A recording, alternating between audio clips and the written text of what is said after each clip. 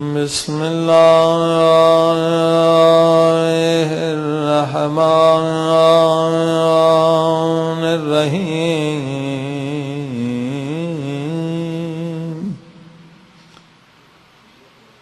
الحمد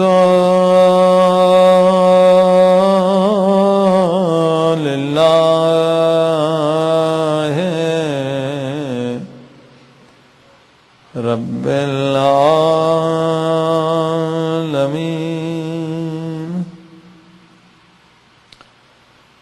الحمد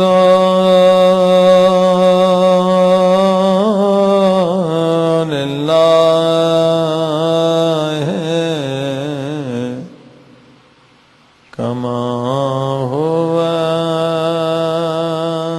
أهله والصلاة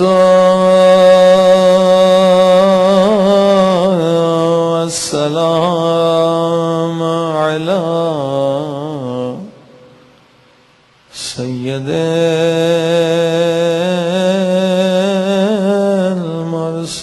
المرسلين صلوات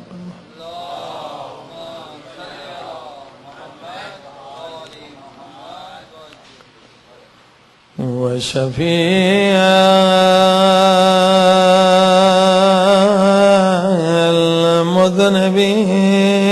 المذنبين وخاتم النبيين أبي القاسم محمد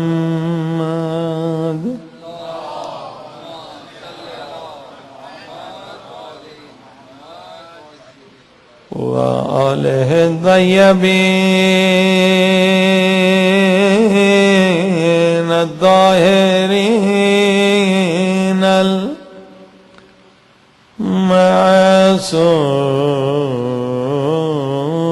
المعصومين دعاء امام زمان علیہ الصلوۃ والسلام اللهم كل وليك حجة ابن الحسن صلواتك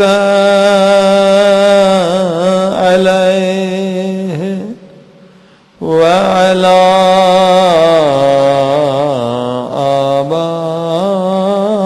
آبائه في هذه الساعة وفي كل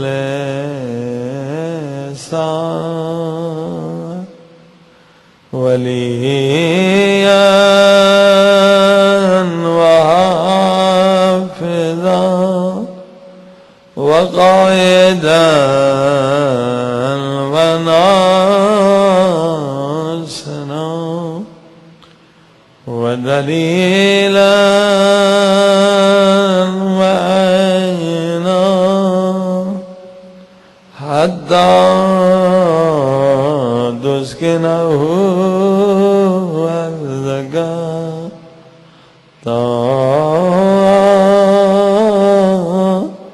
وتمتعه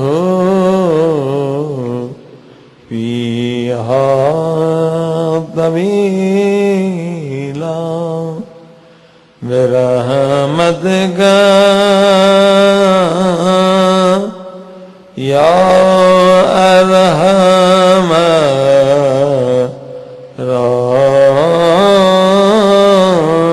الراحمين صلوات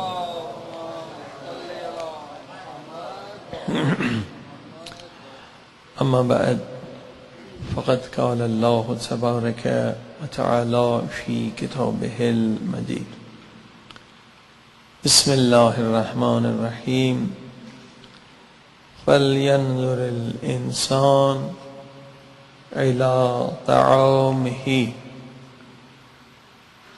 فاسألوا أهل الذكر ان کنتم لا تعلمون. صلوات محمد.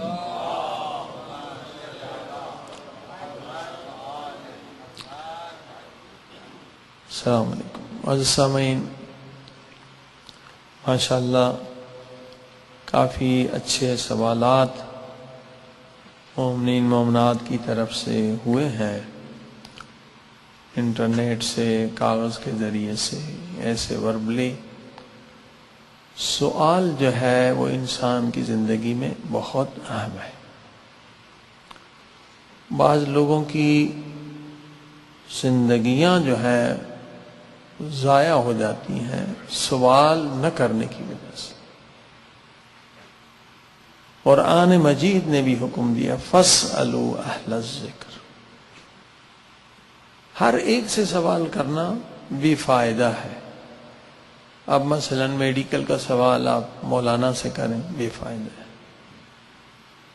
سوال کے لیے قرآن نے جو طریقہ بتایا ہے، جو اسپیشلسٹ ہے جس علم کا، آپ اس سے وہ سوال کریں. اور ضروری ہے، سوال سے علم کے دروازے کھلتے ہیں، اور سوال سے انسان کے ذہن میں جو شکوک و شبہات ہوتے ہیں وہ ختم ہوتے ہیں. آپ دیکھیے مولا علی فرماتے ہیں کہ یقین والی نیند شک والی عبادت سے بہتر ہے. ایک انسان کو یقین ہے، اس کا عقیدہ صحیح ہے، آرام سے سو گیا. ایک بندہ نماز پڑھ رہا ہے، عبادت کر رہا ہے، مگر شک میں ہے کہ میری نماز صحیح ہے، میری نماز غلط ہے. تو شک اور شبہ یہ انسان کی کامیابی کے دشمن ہے. شک اور شبہ. کتنے لوگ سائیکالوجی مریض ہو جاتے ہیں، وہ شک اور شبہ میں رہتے ہیں. شک شبہ شک شبہ. لہذا سوالات کی عادت ڈالی. اصل 2-4 پورے پروگرام جو ہے وہ سوالات پہ ہونے چاہیے. ٹھیک ہے. کیا ہوتا ہے کہ جب مجلس پڑھی جاتی ہے وقت محدود ہوتا ہے. اب جو پڑھنے والا ہوتا ہے اس کا فوکس جو ہے 1 یا 2 پوائنٹ کی طرف ہوتا ہے. اب جو بھی ٹاپک ہے اس کے کتنے پہلو ہوتے ہیں؟ بہت سارے پہلو ہوتے ہیں. ایک پہلو نہیں ہوتا ہے. کوئی بھی گفتگو کی جائے اسلامی، اس کا اخلاقی پہلو ہوتا ہے، اس کا ایک سوشل پہلو ہوتا ہے، اس کا ایک قرآنی پہلو ہوتا ہے، ایک فقہی پہلو ہوتا ہے. اب یہ ممکن ہی نہیں ہے کہ مختصر وقت میں جو پڑھنے والا ہے وہ ہر اسپیکٹ، ہر پہلو پہ گفتگو کرے. تو کوئی نہ کوئی پہلو رہ جاتا ہے. اور جب پہلو رہ جاتا ہے تو سننے والے جو ہمارے ہیں ان کے بھی فوکس الگ الگ ہوتے ہیں. ایک اخلاقی نقطے سے دیکھ رہا ہے، ایک فقہی نقطے سے دیکھ رہا ہے، ایک سوشل نقطے سے. تو ان کے اندر بھی سوالات اٹھتے ہیں. اور یقین جانیے کبھی تو اچھی بہترین گفتگو ہوتی ہے، لیکن سننے والے کے لیے اگر سوال نہ کرے تو الٹا نقصان ہوتا ہے. صلوات پڑھی محمد.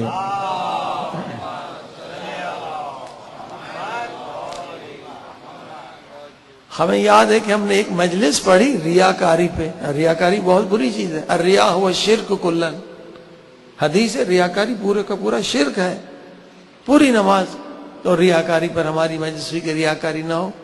اب وہ کیا ہوا کہ 2 بچے بیچارے سن رہے تھے مگر ایک پہلو اس کا رہ گیا. اور یہ تو خدا کا شکر انہوں نے سوال کر لیا، ورنہ احادیث سے منطق سے بھری ہوئی مجلس تھی، مگر سوال دیکھیے کتنا عام ہے. وہ کہنے لگے مولانا اب یہ آپ کی مجلس کے بعد پہلے ہم نماز مستحب پڑھتے تھے، اب ہم نے نماز مستحب پڑھنا چھوڑ دیا. صلوات پڑھیں محمد.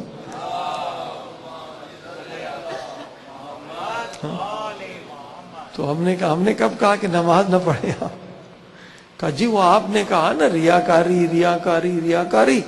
تو ہم نے کہا جی ہم جو نماز پڑھتے ہیں دوسرا تو کوئی مستحب نہیں پڑھتا ہے، تو شاید لوگ کہیں یہ ریاکاری کر رہے، تو ہم نے نماز چھوڑ دی. دیکھیے واقعاً ایسا ہوتا ہے.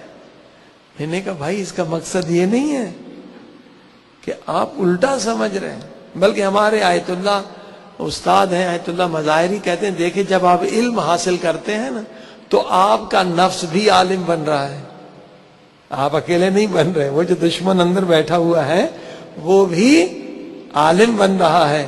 اب آپ نے ریاکاری پہ مجلس سنی اور سوال نہیں کیا، آپ نماز تہجد پڑھتے ہیں، نفس کہے گا سو جا، ریاکاری ہو جائے گی، کوئی دیکھ رہا ہے، سوال پڑھے محمد امام۔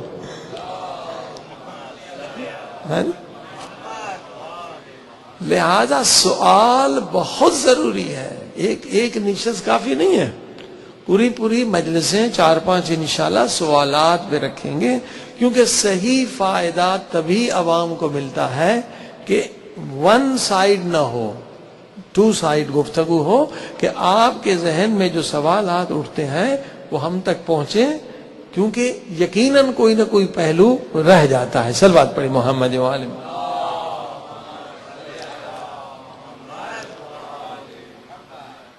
یہ تو سوال کی اہمیت آپ نے دیکھی۔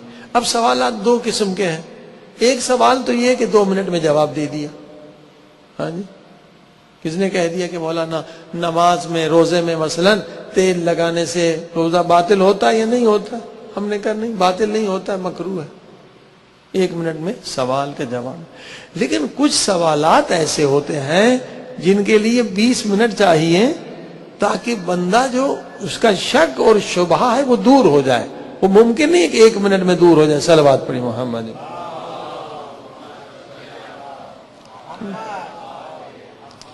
تو ہمارے پاس جو سوالات آئے ہیں وہ 1-2 منٹ والے نہیں ہیں، کچھ انٹرنیٹ سے، کچھ یہ اس طرح سے، ان کو پوری ایک مجلس کی ضرورت ہے، یعنی 20 منٹ چاہیے تاکہ اس کے ذہن سے شکوک و شبہات ختم ہو جائیں۔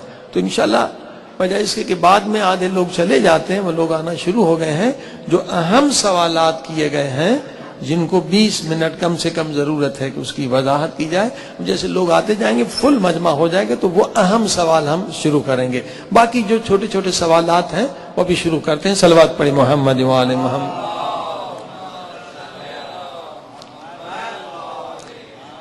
اور اس کے لیے آپ انشاءاللہ 2-3 مجلسوں اور بھی تیار، اور بھی سوالات آنے دیں، تاکہ جو اب یہ ٹاپک ہمارا ہے آج یہ غذا کا انشاءاللہ ختم ہو چکا ہے، اب ہم دوسرا ٹاپک شروع کر رہے ہیں، ٹھیک ہے؟ اسرار العبادات، عبادات کے سیکریٹس۔ اب یہ دوسرا ٹاپک شروع ہوگا کیونکہ شب قدر آ رہی ہے۔ غذا کا ٹاپک انشاءاللہ آج یہاں ختم ہو جائے گا، اور آج سوالات ہیں، اور کل سے جو ہم ٹاپک شروع کریں گے وہ سیکریٹس آف ورشپ، عبادات کے اسرار کیا ہیں، ان کے راز کیا ہیں۔ جب تک ہم راز نہیں سمجھیں گے تب تک ہم عبادت میں مزہ نہیں آئے گا۔ صلوات پڑھیں محمد وآلہ۔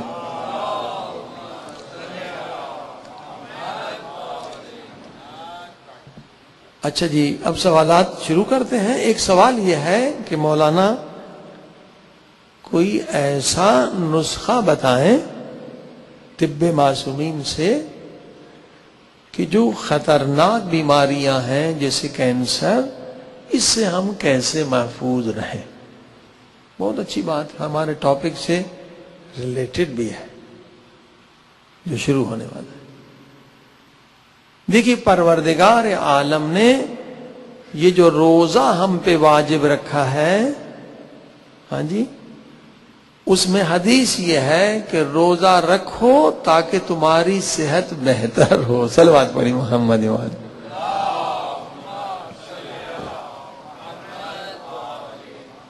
ٹھیک ہے، روزہ رکھیں تاکہ آپ صحت مند زندگی گزاریں، یہ نہیں کہ ہماری زندگی اسپتال اور قبرستان کے بیچ میں گزر جائے۔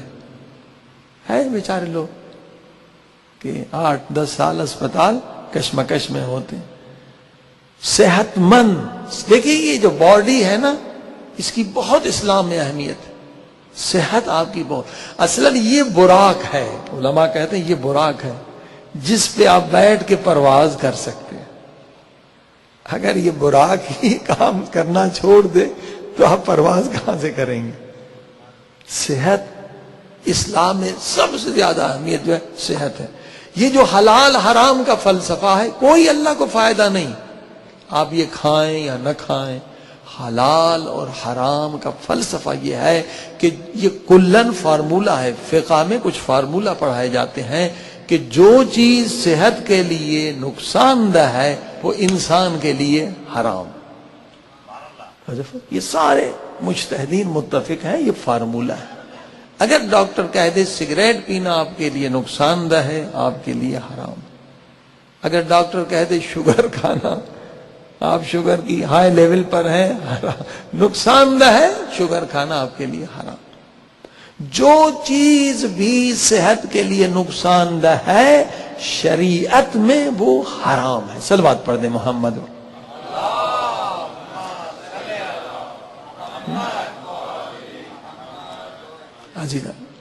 اب دیکھیے بہت ساری بیماریاں، خصوصاً جو کینسر اس زمانے میں بہت زیادہ بڑھا ہے، وہ کیمیکلز کے یوز سے ہے. دیکھیے ہم تقریباً ہفتے میں حساب کریں تو ہم 20-30 کیمیکلز کھا جاتے ہیں. اسٹیبلائزر، ایملسیفائر، یہ جتنی چیزیں ہیں، یا ای فارمولا، یہ لوگوں نے پی ایچ ڈی کی ہے، ریسرچ کی. یہی سبب ہے گاڈلی فوڈ نہ کھانے کی وجہ سے. گاڈلی فوڈ کیا ہے؟ سب اللہ کا ہی ہے، لیکن جس میں کوئی ملاوٹ نہ ہو، جس میں کوئی کیمیکل نہ ہو،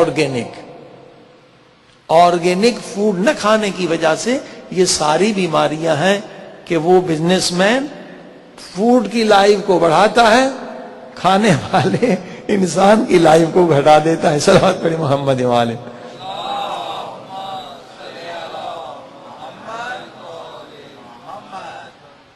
اب یہ کینسر کا علاج بتا رہا ہوں آپ کو، بہترین نسخہ ہے اور قرآنی نسخہ ہے.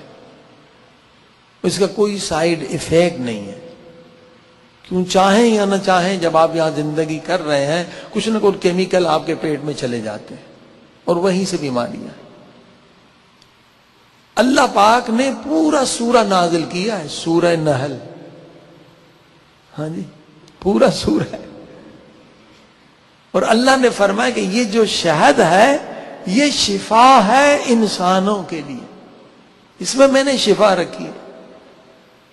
لیکن میں نے عرض کیا جیسے والتین والزیتون ہم پڑھتے رہتے ہیں، بہت سارے مومنین نے کبھی بیچاروں نے زیتون دیکھا بھی نہیں ہے، کھانے کی تو دور کی بات ہے، پاکستان انڈیا. اسی طرح سے یہ قرآن کی آیت ہم پڑھتے ہیں کہ نحل، سورہ نحل شفا ہے، شہد شفا للناس شفا ہے. کئی مرتبہ ہم پڑھ چکے ہیں، مگر ہم نے شہد کے سارے انگریڈینٹ ابھی تک دیکھے بھی نہیں ہیں. بہت ساروں نے شاید اس مجمع میں ہم سمجھتے ہیں شہد یہی ہے جو بازار میں ملتی ہے، ہنی، بس یہی ہے. اس کے اندر بہت سارے اور بھی اجزاء ہیں. یہ جو شہد کا چھتا ہوتا ہے بہت سارے لوگ تو پھینک دیتے ہیں، اسی میں شفا ہوتی ہے. ایک شہد ہے، شہد کے علاوہ اس کے اندر پولن ہوتے ہیں. شہد کی مکھی جب بیٹھتی ہے درخت پہ تو اس کے پاؤں میں وہ پولن لگتے ہیں، وہ آ کے اپنے گھر میں جمع کرتی ہے. اب یہ ہنی پولن جو ہے، یہ ریسرچ ہوئی ہے، سب سے بیسٹ غذا جو ہے، سب سے بہترین ملٹی وٹامن منیرل، تقریباً 80 کے قریب منیرل اور وٹامنس ہیں اس پولن میں. اور بڑھاپے میں جو لوگ بیچارے پیشاب پہ کنٹرول نہیں کر سکتے ان کے لیے یہ بہترین نسخہ ہے. کئی بیماریاں ختم ہوتی ہیں پولن سے. البتہ بعض لوگوں کو الرجی ہوتی ہے، وہ مت کھائیں، ٹیسٹ کریں. لیکن پولن جو ہے بہترین چیز ہے، بہترین قدرتی ملٹی وٹامن ہے جو ہمارے لوگوں نے آج تک دیکھے بھی نہیں. مگر جو ہیلتھ فوڈ وغیرہ لیتے ہیں انہیں پتہ ہے پولن کیا ہے. یہ انگلینڈ کی کوئن بھی ناشتے میں پولن کھاتی ہے، 96 ہے، ابھی تک جوان ہے. صلوات پڑھیں محمد.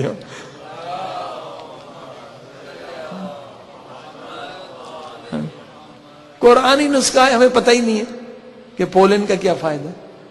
اور دوسری چیز جو ہے رائل جیلی ہے، یہ بہت مہنگی ملتی ہے، یہ چھوٹی سی شیشی $50 کی ملتی ہے. یہ رائل جیلی بھی اسی آیت کا حصہ ہے جو اللہ کہتے ہیں شفاء للناس. ایسیڈیٹی، کتنی بھی زیادہ ایسیڈیٹی آپ کو ہو جائے، یہ رائل جیلی ایک چھوٹی سی چمچ آپ کھا لیں، بالکل ٹھنڈک محسوس کریں گے. ایسیڈیٹی کا نام ہو نشان نہیں. وہ میں نے بتایا تھا مجھے ایسیڈیٹی تھی 2-3 سال یہ ڈاکٹروں کے چکر میں رہا، ختم نہیں ہوئی، مگر یہ بہترین نسخہ ہے السر کے لیے بھی، یعنی ابتدا ہو ایسیڈیٹی جب بھی ہو جائے رائل جیلی گھر میں رکھا کریں. مستحب ہے کہ آپ کے دسترخوان پہ شہد کے یہ سارے اجزاء ہوں، پولن بھی ہوں، یہ مستحب ہے، صحت مند چیزیں. رائل جیلی یہ بھی انگلینڈ کی کوئن کھاتی ہے. یہ رائل جیلی جو ہے شہد کی مکھی کھاتی ہے، شہد کی مکھی کی کوئن، یہ کوئن کی غذا ہے. دوسری جو شہد کی مکھیاں وہ بناتی ہیں یہ شہد، اس کے لیے خاص ملکہ کی غذا ہے، جو شہد کے اندر ایک ملکہ ہوتی اس کی غذا ہے. تو اس میں اتنی طاقت ہے کہ وہ 500 سے زیادہ بچے دیتی ہے ملکہ، یہ رائل جیلی کی وجہ سے. یعنی پاورفل، بہت طاقتور چیز ہے جو ہم میں سے بہت ساروں نے ابھی تک نہیں کھائی ہوگی. صلوات پڑھ دیں محمد امام.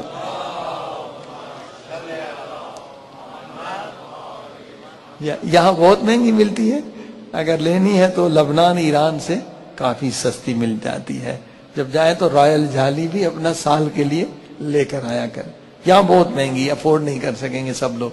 رائل جیلی برین ٹونک ہے، بہترین چیز ہے بچوں کے لیے، بڑوں کے لیے، حافظے کے لیے، صحت کے لیے بہت اچھی چیز ہے. قرآن نے کہا کہ شفاء للناس، صرف یہ شہد میٹھی نہیں ہے، رائل جیلی بھی شفا. تیسری چیز سب سے زیادہ اہم ہے، وہ ہے پروپولس، PROPOLIS. یہ کینسر کا علاج ہے، السر کا علاج. اس کا امتحان کر لیں، اگر آپ کو یہاں ہاتھ میں زخم ہو جائے تو پروپولس جو ہے ایسے لیکوڈ فارم میں بھی ملتا ہے، ذرا سا بھی لگائیں فوراً خون بند ہو جائے گا. السر اگر کسی کو ہو، دنیا میں السر کا علاج کوئی نہیں سوائے آپریشن کے، لیکن پروپولس آپ کھائیں، وہ زخم معدہ جو ہے وہ بالکل ٹھیک ہو جائے گا، اور اس کا کوئی سائیڈ ایفیکٹ نہیں. ہمارے گھر میں تقریباً 30 سال سے ہم یوز کر رہے ہیں. بچے کو گلے میں درد ہو جائے، بخار ہو جائے، کہتے ہیں پروپولس دے دو، وہ ٹھیک ہو جاتا. کوئی اینٹی بائیوٹک کی ضرورت ہی نہیں، نیچرل اینٹی بائیوٹک. ہمارا مجلس پڑھنے سے گلا کبھی وہ ہو جاتا ہے تو اس کے وہ چوسنے والے چاکلیٹ لونگنس بھی ملتے ہیں پروپولس کے، وہ بھی لے لیں تو گلا صاف ہو جاتا ہے. کئی اس کے فوائد ہیں. گھر میں یہ رہے، چھوٹی چھوٹے نزلہ، زکام، یہ سب چیزیں ختم ہو جاتی ہیں. اور میں نے کہا اصلاً کینسر کو ختم کرتا ہے. کینسر کے سیل ڈیولپ ہونے نہیں پاتے، جو اللہ نے کہا شفاء للناس، سب سے اہم جو جز ہے شہد کا وہ پروپولس ہے جو کینسر کو ختم کرتا ہے. صلوات پڑھ دیں محمد.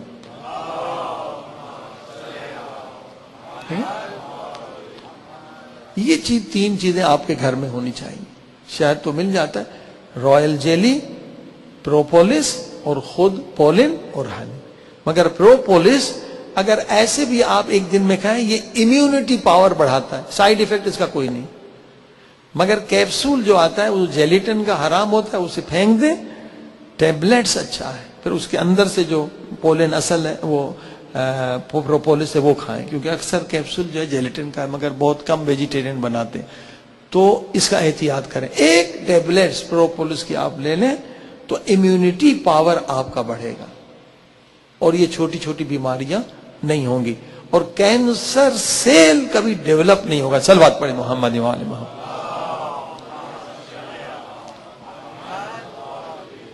اب دیکھیں کینسر سیل کیا ہوتا ہے. ہمارے باڈی میں مختلف قسم کے سیل ہیں، الگ الگ کس ٹائپس ہیں. اب سیل ایک فلو میں چل رہے ہیں. ایک مرتبہ ایک سیل جو ہے نا باغی ہو جاتا ہے، سسٹم سے بغاوت کرتا ہے. سب اس طرح جا رہے ہیں، وہ دیوار کے ساتھ کھڑا ہو گیا، باغی ہو گیا. اسی باغی سیل سے کینسر بنتا ہے. اور جہاں میں نے سوچا جب انسان اللہ سے بغاوت کرتا ہے تو بدن میں بھی بغاوت ہوتی ہے. صلوات پڑھ دیں محمد و آل. یہی حقیقت. جب ہم اللہ سے بغاوت کرتے ہیں تو یہ سیل بھی ہماری بغاوت کرنا شروع کر دیتا ہے. اب یہ کھڑا ہے، اب اسی سے جو ہے بنتا ہے کینسر. لیکن یہ اگر باغی سیل ہے، اگر یہ ڈیولپ نہ ہو اور امیونٹی پاور آپ کا مضبوط ہو، کبھی آپ کو کینسر نہیں ہوگا. ہر انسان کے باڈی میں باغی سیل ہوتے ہیں. شاید کوئی ایسا صحت مند آدمی ہو جس کے باڈی میں باغی سیل نہ ہو، یعنی سسٹم کا فلو، سارے سیل ادھر جا رہے ہیں، یہ جناب مسٹر صاحب اکڑ گئے ہیں، یہ کھڑے ہیں، اس سسٹم کے ساتھ فالو نہیں کر رہے. یہ باغی سیل، ٹھیک ہے. اب باغی سیل اس وقت کینسر سیل میں تبدیل ہوتا ہے جب ہمارا امیونٹی پاور ویک ہوتا ہے. جہاں امیونٹی پاور ویک ہو گیا تو یہ باغی سیل اپنا کام کرنا شروع کر دیتا. توجہ فرمائیں آپ. اب اللہ پاک نے یہ جو روزہ واجب رکھا ہے، اس میں کہا کہ اس میں صحت ہے، اور واقعاً آج سائنٹیفیکل ثابت ہو چکا ہے. فلوریڈا میں یہ بہت پرانی ریسرچ ہے، 20 سال پہلے ڈاکٹرز کا ایک گروپ ہے، انہوں نے ریسرچ کی اور خون نکالا. ایک روزے دار کا بلڈ لیا اور ایک انسان جو روزہ نہیں رکھتا اس کا بھی بلڈ لیا، اور دونوں کو جا کے لیبارٹری میں ٹیسٹ کیا. اور ٹیسٹ کیا، ایک چیز ہو رہی تھی کہ امیونٹی پاور کس میں زیادہ ہے.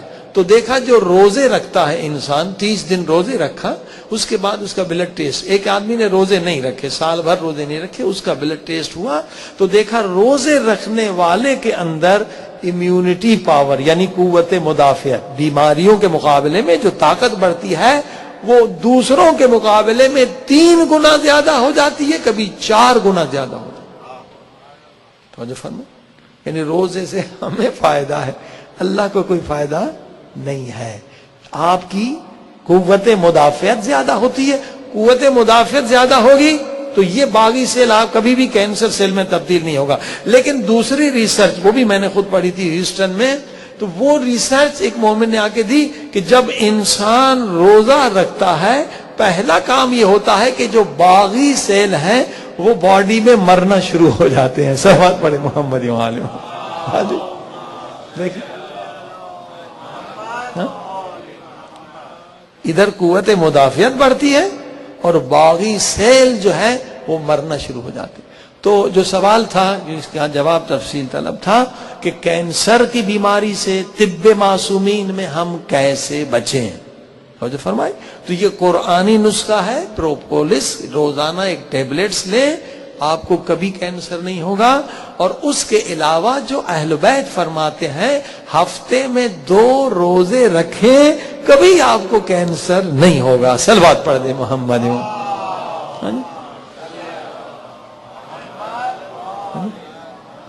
اور یہ ثبوت ہے. آپ دیکھیں ہمارے جتنے مجتہدین ہیں ان کی عمریں دیکھیں 90 سال، 100 سال، 110 سال. کیوں؟ یہ ہفتے میں 2 روزے رکھتے ہیں. کبھی یہ نہیں کہ یہ آپریشن ہو، دوسرا آپریشن. یہاں تو ایک آپریشن کا سیل بندہ جو ہے 5 آپریشن کر کے بیٹھا ہوا ہے، وہاں کوئی آپریشن نہیں کراتے. صحت مند نیچرل صحت ہوتی ہے. اور یہ برکت وہی روزے کی ہے کہ ہفتے میں 2 روزے رکھیں گے تو کیا ہوگا، امیونٹی پاور بڑھے گا اور کینسر باغی سیل مریں گے اور آپ کو انشاءاللہ کبھی کینسر کی بیماری نہیں ہوگی. صلوات پڑھیں محمد وعلیہ.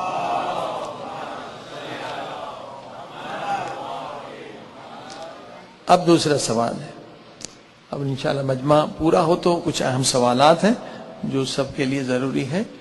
دوسرا ہے کہ بچوں کی تربیت ہم اس ملک میں کیسے کریں. اب یہ بہت بڑا سوال ہے، 1 منٹ میں نہیں ہو سکتا. آج کچھ بتاتے پھر آئندہ. یہ خود ایک 10 مجلسوں کا موضوع ہے کہ اس ملک میں بچوں کی تربیت کیسے کی جائے. ٹھیک ہے، 86 میں ہم امریکہ، یورپ آ رہے ہیں، ہر جگہ جا رہے ہیں، اور بہت سارے ماں باپ نے تجربے کیے بچوں کی تربیت کے لیے، یہاں پر بھی، امریکہ میں، انگلینڈ میں، آسٹریلیا میں. لیکن اب میں 30 سال کا تجربہ آپ کو بتا رہا ہوں کہ اتنے اچھے ماں باپ کے لوگ کہتے ہیں تو مولانا فرشتے ہیں. واقعی فرشتے، فرشتوں کی طرح ماں باپ رہے، بچوں پہ بہت محنت کی، کیمپس میں لے گئے، ادھر لے گئے، ادھر لے گئے، مجلسوں میں لے گئے، مگر بہت ساروں کے بچے بگڑ گئے. 30 سال ابھی خون کے آنسو رو رہے. بہت بڑے بڑے ڈاکٹر، ماہر نفسیات، سب کچھ تھے، اور انہوں نے کہا کہ مولانا ہم ہار گئے. ہم سمجھ رہے تھے کہ ہماری محنت رنگ لائے گی. ہم ان کو اتنی مرتبہ مجلس میں لے گئے، اتنی مرتبہ کیمپس، اتنے مولانا سے سوالات، اتنے علماء آ رہے، مگر ہم نے دیکھا کہ اسکول کا اثر گھر کے اثر سے، ماں باپ کے اثر سے زیادہ ہے. توجہ فرمائیں. ہم نے ان کو اپنے اسکولوں میں نہیں بھیجا، ہم کھو بیٹھے بچے. یہ تجربہ ہے 30 سال کا. آپ خوش نصیب ہیں کہ اس شہر میں 3 اسکول ہیں اپنے. School is the best solution. اگر چاہتے ہیں بچے نہ بگڑیں، بچے خراب نہ ہو، صرف اسکول. وجہ کیا ہے؟ دیکھیں یہ جو نظام ہے تعلیم کا، اگر آپ ڈیپلی اس پہ ریسرچ کریں کہ جو بنایا گیا ہے یہ فرائیڈ ازم پہ بنایا گیا. پورے اس قوم کو ننگا کرنے والا یہ شیطان فرائیڈ تھا. پوری سائیکالوجی جو یوز ہو رہی ہے اسکول ایجوکیشن میں وہ فرائیڈ ازم پر ہے. یہ بہت سارے لوگوں کو پتہ ہی نہیں کہ نظام بنایا کیسے گیا. اور آج سائیکالوجی اتنی پاورفل ہے کہ کہتے ہیں کہ ایک امیج ہم آپ کے بچے کو دکھائیں گے، آپ کو دکھائیں گے، بڑے کو دکھائیں گے. اگر ایک سیریل فلم ہے 20 قسطوں کی، 20 گھنٹے، کچھ نہیں کہیں گے، ہم ایک تصویر دکھائیں گے. 20 قسطوں کے دیکھنے کے بعد آپ کی فکر وہی ہو جائے گی جو ہم چاہتے. آج سائنس اتنی ترقی کر چکی ہے اور حقیقت بتا رہا ہوں. تو جب ایک معصوم بچہ آپ ان کے حوالے کر دیتے ہیں اور وہ اتنے ماہر نفسیات ہیں، انہوں نے اتنا کام کیا ہے، تو وہ آپ کا بچہ نہیں رہے گا. ظاہراً آپ کا بچہ ہوگا، اس کی فکر وہی ہوگی جو ان کی فکر ہے. ایسے سوالات بھی آئے ہیں بچوں کی طرف سے، بہت سارے سوالات ہیں. ہاں، کیونکہ ان اسکولوں میں کیا سکھایا جاتا ہے؟ پہلا درس ماں باپ کے خلاف، کہ اگر باپ تجھے مارے، ماں تجھے مارے تو یہ پولیس کا نمبر ہے. ایک حدیث یا ایک جملہ یا ایک بات والدین کے احترام میں انہیں نہیں سکھائی جاتی ان اسکولوں میں، تو بچے کہاں سے سیکھیں گے؟ اسلام کہتے ہیں ماں باپ کے چہرے کو دیکھنا عبادت ہے، کعبۃ اللہ کے برابر عبادت ہے. گناہوں کا کفارہ ہے کہ والدین کی خدمت کرو. اگر والد تجھے ماریں تو ان کے لیے دعا کریں. یہ کہاں سیکھیں گے؟ اب سوالات آ رہے ہیں، بچے کہہ رہے ہیں یہ دیکھیں یہ فکر ہے. مسلمان بچہ ہے، فکر اس کی وہی ہے. وہ صحیح کہتے ہیں، یہ گورے کہتے ہیں کہ یہ جو مسلمان بچے ہمارے اسکولوں میں پڑھ رہے ہیں یہ کوکنیٹ ہیں. کوکنیٹ کی مثال سمجھ رہے ہیں کیسے؟ نعرے گئے کہ باہر سے کالے ہیں اندر سے سفید. یہ شکل میں کالے ہیں، ان کی فکر وہی گوروں جیسی. ان کی غیرت اتنی ہے جتنی ہمارے بچوں کی ہے، ان کی شرم و حیا بھی اتنی جتنی ہمارے بچوں کی. بالکل صحیح کہہ رہے ہیں. اب سوالات ہی ایسے، بچے لکھ رہے ہیں کہ ماں باپ ہمیں بلیک میل کرنا چاہتے. یہ کہاں سے سیکھیں؟ انہی اسکولوں سے سیکھیں. کیونکہ وہ گورے بچے تو ماں باپ کو ماسٹر بھی کہتے ہیں، گالیاں بھی دیتے ہیں. تو جب وہ صحبت کا اثر ہوگا، جب دوسرے بچے ماں باپ کو گالیاں دیں گے تو یہ کیا صلوات پڑھیں گے؟ صلوات پڑھیں گے، وہی سیکھیں گے. یہ سخت غلطی ہے، سخت غلطی ہے کہ یہاں اسکول ہونے کے باوجود آپ دوسرے اسکولوں میں بچوں کو بھیجیں. جتنی کوشش کریں، اسکول کا اثر سب سے زیادہ پاورفل ہے. ماں باپ جتنی بھی کوشش کریں ان اسکولوں میں بچوں کو بھیجیں جو اپنے اسکول ہیں، اسلامی اسکول ہیں، تو انہیں پتہ چلے گا ماں باپ کا مقام کیا ہے. اب ماں باپ اپنی بیچاری جان دینے کے لیے ماں تیار ہے، باپ سب کچھ، وہ کہہ رہے ہیں کہ ماں باپ ہمیں بلیک میل کر رہے ہیں. یہ اسکول کا اثر ہے، آپ اس کو ختم نہیں کر سکیں گے. ظاہراً بچہ مسلمان ہوگا مگر اس کی فکر وہی ہوگی. صلوات پڑھی محمد وعلیہ.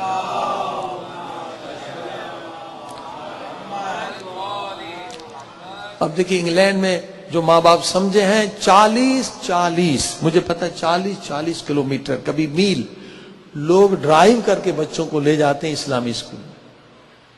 انہیں پتا ہے ورنہ بچے ضائع ہو جائیں گے. لہٰذا یہاں یہ نہ دیکھیں کہ اسکول دور ہے، یہ نہ دیکھیں فیس زیادہ ہے، یہ اللہ کی امانت ہے بچانے کا. یہی طریقہ. اور آپ خوش نصیب ہیں کہ اس شہر میں 3 اسکول ہیں. بہت سارے اسکول مثلاً وہ شیعوں کے اسکول نہیں، وہ داخلہ نہیں دیتے. کئی لوگ بیچارے موو ہو جاتے ہیں کیونکہ قانون ہے کہ اگر 3 کلومیٹر کے اندر گھر خریدیں تو کئی لوگوں کو انہوں نے اسکول میں اہل سنت کے تو انہوں نے نہیں دیا. شیعوں کو بھائی ہمارے پاس جگہ نہیں، ہم اہل سنت کو پہلے دیں گے. مجبوراً وہ شفٹ ہو گئے، انہوں نے گھر لیا اس کے قریب کہ ہم اپنے بچوں کو بچا سکیں. چاہے اہل سنت کے اسکول ہوں مگر وہاں انہیں شرم و حیا تو سکھایا جائے گا نا. وہاں فرائیڈزم تو نہیں ہے کہ ہر چیز سیکس ہے. فرائیڈ کا تو یہی نظریہ، ہر چیز سیکس ہے. لہٰذا اگر فرائیڈزم کے سسٹم کے اندر ہمارا بچہ رہے گا، دیکھیے فرائیڈزم کا مسئلہ کیا ہوتا ہے کہ شرم و حیا ختم ہو جائے، عورت کی حیا، بچی کی حیا ختم ہو جائے، حیا کو فرائڈ اور آج کل یہ جتنے بھی فرائڈ کے فالوور ہیں وہ اس کو حیا کو شرم کو بیماری کہتے ہیں، سائیکالوجی بیماری ہے، حالانکہ حیا اگر نہیں تو ایمان نہیں حدیث میں، وہ کریں حیا بیماری ہے۔ لڑکی کو کہتے ہیں کہ تمہیں حیا کیا شرم کیا تو تمہیں جاب کون ملے گی؟ کوئی جاب نہیں دے گا، تم سیل مین نہیں، سیل وومین نہیں بن سکتی، کچھ سیل نہیں کر سکتی۔ اور اسلام کہتا ہے کہ شرم و حیا نہیں تو ایمان نہیں۔ دیکھیے یہ فرائڈ واقعی شیطان تھا، پورے یورپ کو اس نے ننگا کر دیا، اور آج بھی شیطان پرست لوگ اسے زندہ کرنے میں پیسے انویسٹ کر رہے ہیں، پوسٹ ڈاکٹریٹ کراتے ہیں تاکہ فرائڈ زندہ رہے، تاکہ یہ قوم بے غیرت رہے، بے دین رہے، ورنہ شیطان پرست ان پہ حکومت نہیں کر سکتے۔ فرائڈ کو آج بھی زندہ کیا جا رہا ہے۔ اب دیکھیے ایک حدیث میں نے پڑھی، میں نے پتا چلا کہ کتنے ان کی نظر گہری تھی کہ کیسے کسی قوم کو بے دین کر دیا۔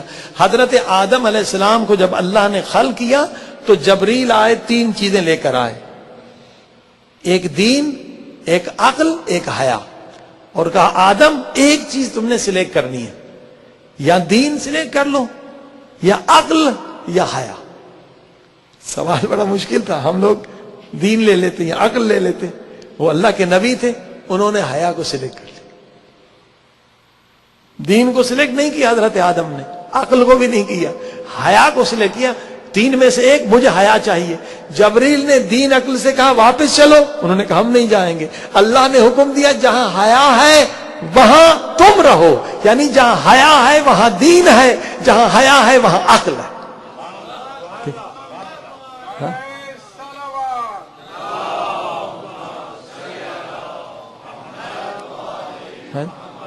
اب آپ دیکھیے فرائڈ کا حملہ کس پر ہے؟ حیا پر ہے۔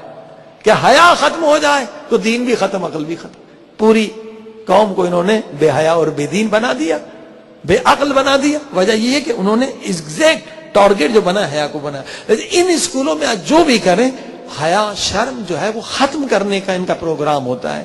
لہٰذا اپنے اسکول ہیں تو یہ بڑی نعمت ہے۔ صلوات پڑھی محمد وآلہ۔ اب جو اہم سوال کیا گیا، بہت سارے سوالات اس سے ریلیٹڈ ہیں، وہ ہے تقلید کا مسئلہ۔ اس میں یہ چاند کے مسائل، یہ بہت سارے سوالات چھوٹے چھوٹے جو ہیں، وہ اگر تقلید کو ہم سمجھ لیں تو ہمارے بہت سارے سوالات جو لوگوں نے پوچھے ہیں وہ مسائل حل ہیں، کیونکہ یہ بہت اہم مسئلہ ہے، اور باقاعدہ اس پہ کام بھی ہو رہا ہے، بہت سارے پروپیگنڈے بھی ہو رہے ہیں۔ دیکھیے تقلید جو ہے وہ انسان کی فطرت میں، آپ اردو کیوں بولتے ہیں؟ کہ والدین اردو بولتے ہیں۔ آپ پنجابی کیوں بولتے ہیں؟ والدین پنجابی۔ یہاں بچے انگلش کیوں بولتے ہیں؟ چاروں طرف انگلش۔ یعنی فطرت میں ہے انسان کے کہ ہم تقلید کریں گے، فطرت ہے انسان کی، فطرت میں۔ اب جب فطرت میں ہے تو اب تقلید کس کی جائے؟ اب آپ دیکھتے ہیں کہ جو فٹ بال والے جس طرح سے بال بناتے ہیں، ہمارے لڑکے اس طرح سے بال بنانا شروع کر دیتے۔ تقلید فطرت ہے کہ وہ دیکھتے رہتے ہیں، وہ ان کے لیے آئیڈیل بن جاتے ہیں۔ ایک جگہ ہم گئے تو وہ ہم نے کہا یہ کیا ہے؟ ایک نے داڑھی بنائی تھی اس طرح سانپ کی طرح۔ میں نے کہا بھئی یہ کیا فیشن ہے؟ کہا وہ کسی گانے والے نے ایسے بنائی، انہوں نے اس کی تقلید شروع کر دی۔ یعنی تقلید انسان کی فطرت میں ہے، آپ روک نہیں سکتے، جو آپ دیکھتے ہیں اس کو فالو کرتے ہیں۔ اب تقلید کس کی جائے؟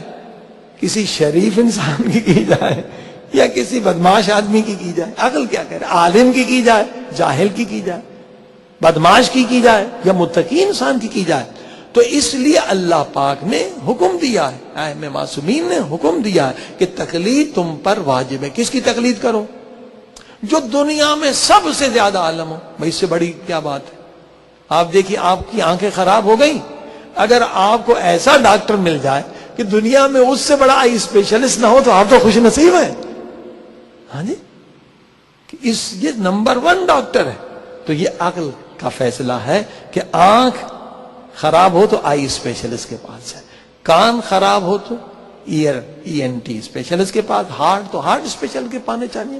یہ انسان کی فطرت۔ اسی طرح سے جو ہم تقلید کرتے ہیں مسائل فقہ میں، اتنے زیادہ ملینز مسئلے، ملین سے بھی زیادہ، پیدا ہونے سے لے کر مرنے تک ملینز مسئلے ہیں۔ ہمیں زندگی ایک بار ملتی ہے، بار بار نہیں ملتی. اگر ہم نے غلط کر لیا، نماز غلط پڑھ لی، زندگی بھر غلط. حج غلط کیا تو پورے پیسے چلے گئے، خمس غلط تو سارا پیسہ چلا گیا، تو سارا ہمارا نقصان ہو جائے گا. تو ہمیں تقلید کرنی پڑے گی کس کی؟ جو دنیا میں سب سے بڑا عالم ہو، سب سے بڑی نالج اور سب سے بڑا متقی ہو. تو دیکھیے تقویٰ اور علم، عقل بھی یہی کہہ رہی ہماری کہ یہاں تم تسلیم ہو جاؤ. جس کے پاس علم زیادہ ہے، عقل زیادہ ہے، اس کی بات مان لو. صلوات پڑھی محمد و آلہ محمد.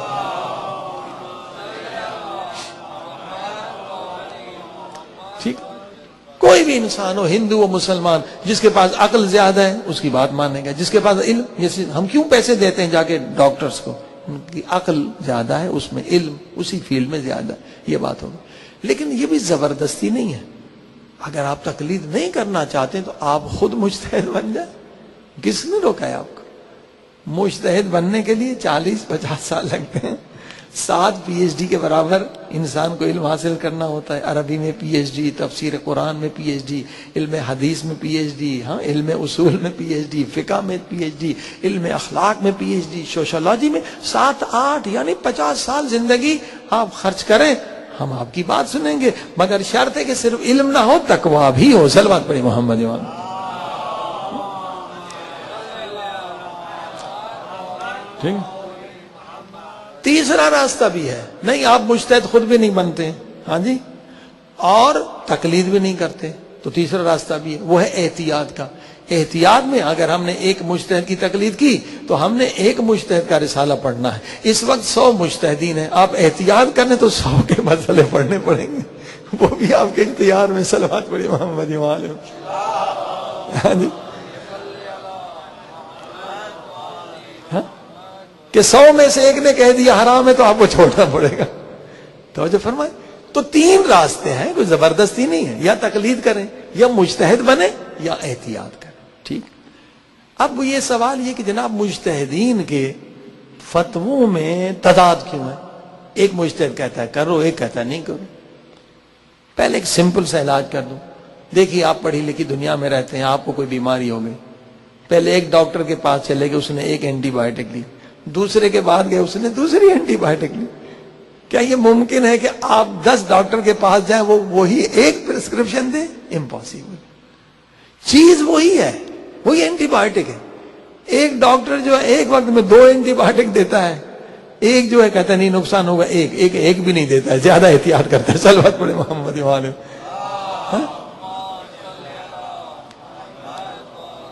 اب یہاں اینٹی بایوٹک دیتے ہی نہیں ہے کہ بھئی تمہارا اپنا امیونٹی ختم ہو جائے گا. پاکستان میں لوگ بیچارے جاہل ہیں، وہ ڈاکٹر 3 اینٹی بایوٹک کٹھے دیتا ہے کہ جلد ٹھیک ہو جائے تو میرا نام بڑا مشہور ہو جائے.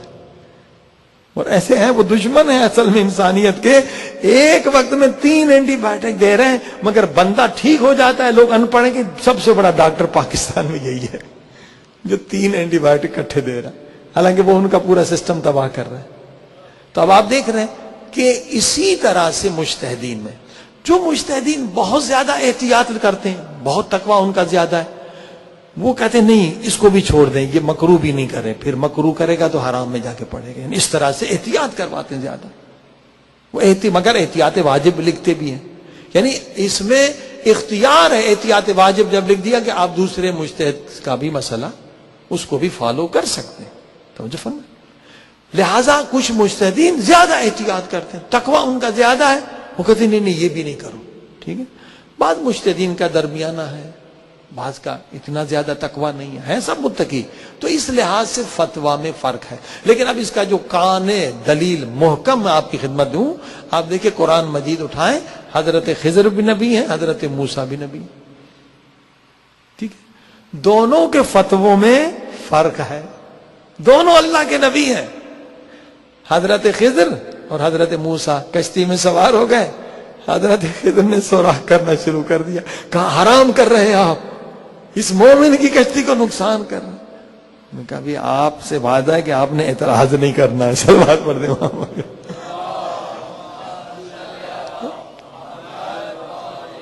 قرآن کا قصہ ہے نا، قرآن میں ہے. دونوں نبی ہیں، ایک کہہ رہے حرام کر رہے ہیں، دوسرا کہہ رہے نہیں صحیح کر رہا ہوں. کیوں فرق ہے؟ کیونکہ دونوں کے علم میں فرق ہے. نبی ہیں، علم میں فرق ہے. آگے چلے لوگوں نے گالیاں دی، پتھر حضرت مارے حضرت خضر نے کہ ان کی دیوار بنا. کہ کیوں دیوار بنائی؟ ہمیں پانی نہیں پلا رہے. کہتے کو اعتراض کیا تو الگ راستہ. یہ دونوں میں فرق ہے. آگے بڑھے، ایک بچے کو پکڑ کے گھونسا مارا، مر گیا. کہا اب تو میں چپ نہیں رہتا، آپ نے تو قتل کر دیا. ادھر سوراخ کیا، قتل کیا. اب بتاتے ہیں کہ دیکھو تمہارا علم ظاہر پر ہے، میرا علم باطن پر ہے. وہ جو سوراخ میں نے کیا نقصان کیا، مگر مجھے علم ملا کہ ایک ظالم بادشاہ کشتیاں چھین رہا ہے. میں نے کہا یہ سوراخ کیا، یہ تو چتی لگا کے بنا لے گا، اگر کشتی چلی گئی اس کا روزی چلی جائے گی. اور یہ جو دیوار بنائی اس کے نیچے یتیموں کا خزانہ ہے. یہ لوگ ظالم ہیں، یتیموں کا مال کھا لیں گے. اور یہ بچے کو جو گھونسا مارا، یہ ابھی تک اتنے ظلم، اتنے قتل کر چکا ہے، اور اگر اس کو میں نے زندہ چھوڑا تو ماں باپ کو کافر بنا دے گا. اب آپ نے دیکھا دو نبی ہیں، دونوں کے فتوا میں فرق ہے. ایک کہہ رہا ہے حرام کر رہے ہو، دوسرا کہہ رہا ہے صحیح کر رہا ہوں. ایک کہہ رہا ہے تم قتل کر رہے ہو، دوسرا کہہ رہا ہے میں صحیح کر رہا ہوں. تو مجتہدین بھی اس طرح سے ہیں. بعض مجتہدین کے بعد علم عرفان ہے، علم عرفان علم باطنی ہے. بعض کے بعد علم فلسفہ ہے، فلسفہ علم عقلی ہے. لہذا اس وجہ سے ان کے فتوے میں بھی فرق ہے. صلوات پڑھی محمد وعلیہ.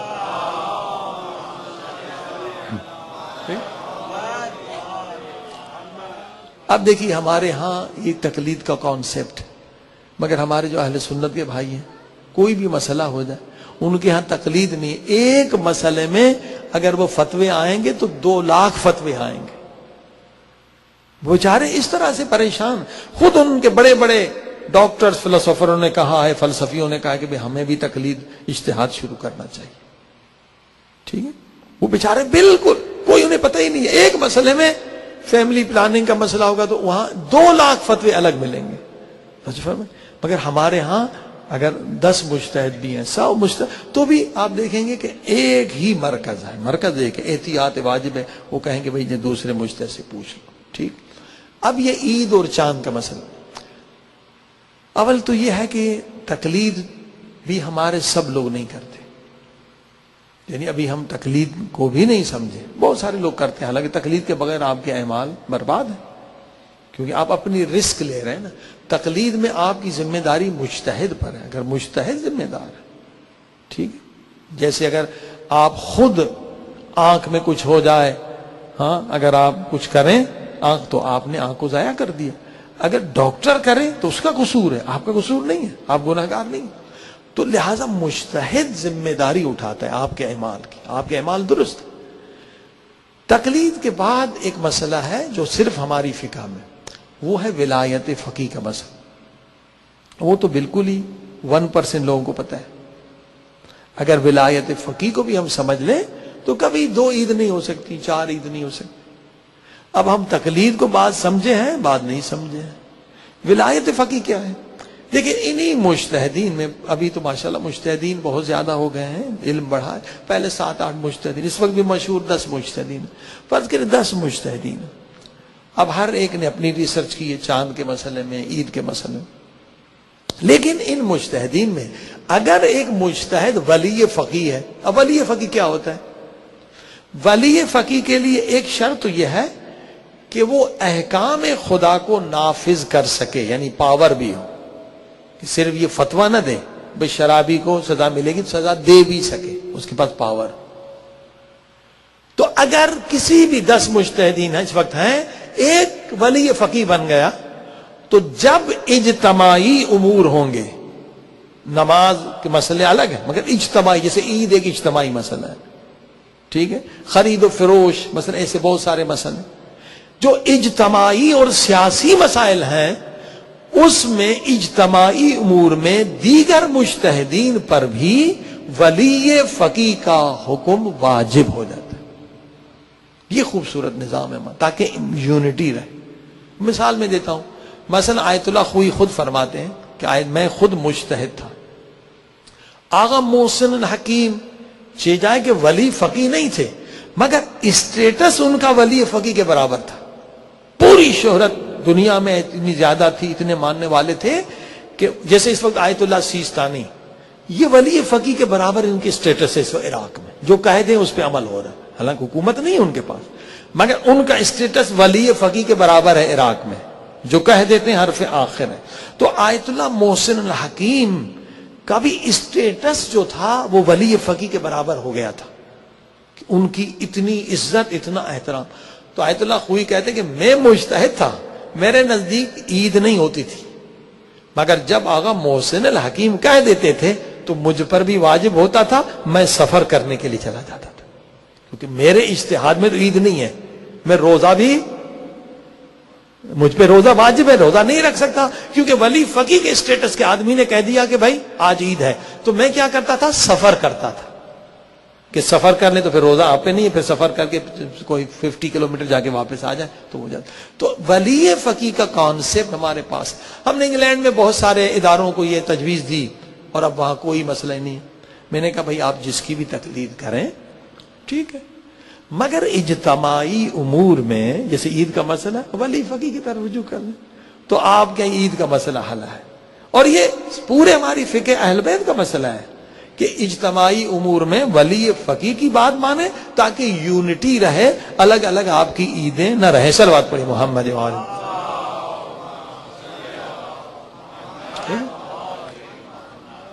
اب اس میں یہ ہوتا ہے کہ بعض لوگ اس مسئلے کو اپنی انانیت بنا لیتے، یعنی صرف عوام کا قصور ہے، عوام تو بیچاری فالو کرتی ہے، بعض مثلا مجتہدین کے نمائندے اس پہ بہت وہ زور دیتے ہیں اور یہ مسئلہ ولایت فقیہ کا نہیں سناتے، وہ بھی ان کی خبر سمجھتے ہیں کہ بھئی ہمارے مجتہد چھوٹے ہو جائیں گے وہ بڑے ہو جائیں گے، اس میں چھوٹے بڑے کی بات نہیں ہے۔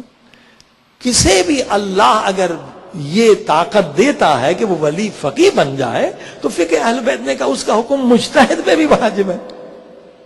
ممکن ہے وہ علم زیادہ نہ ہو، مگر کیونکہ اسے اسٹیٹس اللہ نے وَتُعِزُّ مَن تَشَاءُ وَتُذِلُّ مَن تَشَاءُ، اللہ نے اسے عزت دی ہے، وہ ولی فقیہ ہے، وہ احکام خدا کو جاری کر سکتا ہے، اس کا حکم مجتہد پر بھی واجب ہے۔ لیکن ہوتا یہ کہ بعض میں نے کہا نمائندے یہ تھوڑا سا اس مسئلے کو حساس بناتے ہیں، حساس نہیں ہے، کچھ کہتے ہیں نہیں اگر ولایت فقیہ کا مسئلہ ہم نے بتا دیا تو پھر ہمارے مجتہد کی ویلیو نہیں ہوگی، ایسی بات نہیں ہے، آپ کا مجتہد عالم ہے، متقی ہے، مگر یونٹی کی خاطر ولی فقیہ ایک ہی ہے، لہٰذا اس طریقے سے ہم ایک ہی عید منائیں گے، کوئی اختلاف نہیں ہوگا۔ صلوات پڑھی محمد۔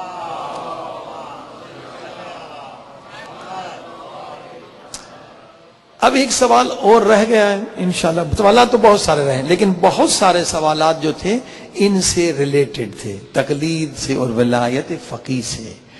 تقلید کو سمجھیں، ولایت فقیہ کو سمجھیں تو مسائل حل ہو جائیں گے۔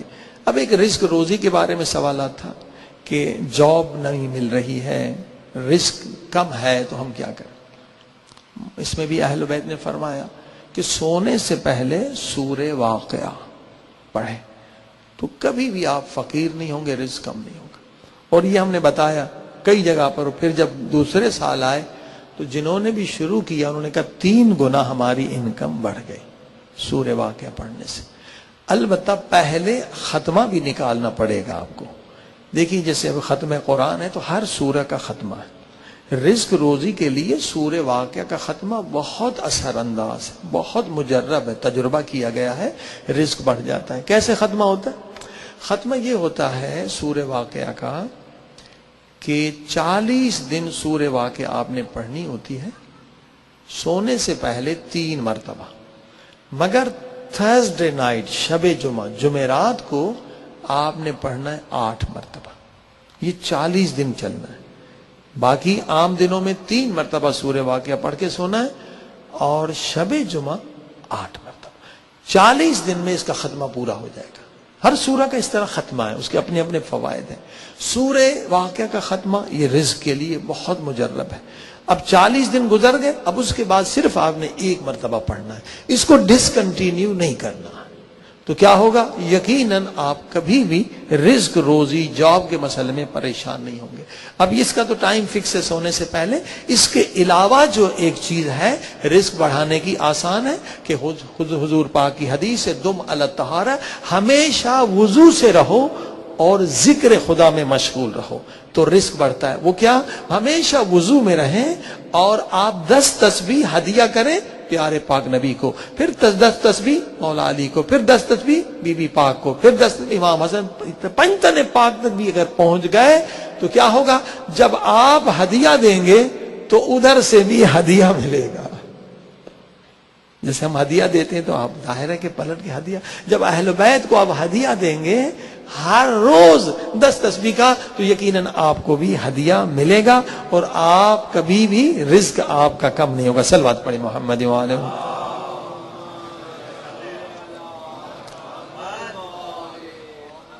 तो अल्हम्दुलिल्लाह ये बेहतर हुआ कि पूरा 1 घंटा सवालात रहे, और इंशाल्लाह और भी सवालात हैं, कुछ और सवालात आ जाएं तो 2-3 पूरी मजलिसें जो हम इसी सवालात पे करेंगे। कुछ सवालात जो हैं पूरे तफसील तलब हैं, जैसे ये तकलीद का मसला था, अब 1-2 बड़े और मसले भी आप और सवालात लिखें तो इंशाल्लाह जो फिर नेक्स्ट सैटरडे आएगा तो उसमें पूरी एक मजलिस जो है रिकॉर्ड भी हो रही है, सिर्फ सवालात पर होगी, क्योंकि वक्त अजान बिल्कुल नजदीक है। आइए दुआ करें कि परवरदिगार बहक मोहम्मद और आले मोहम्मद हर रोज हमारे इल्म में इजाफा फरमा।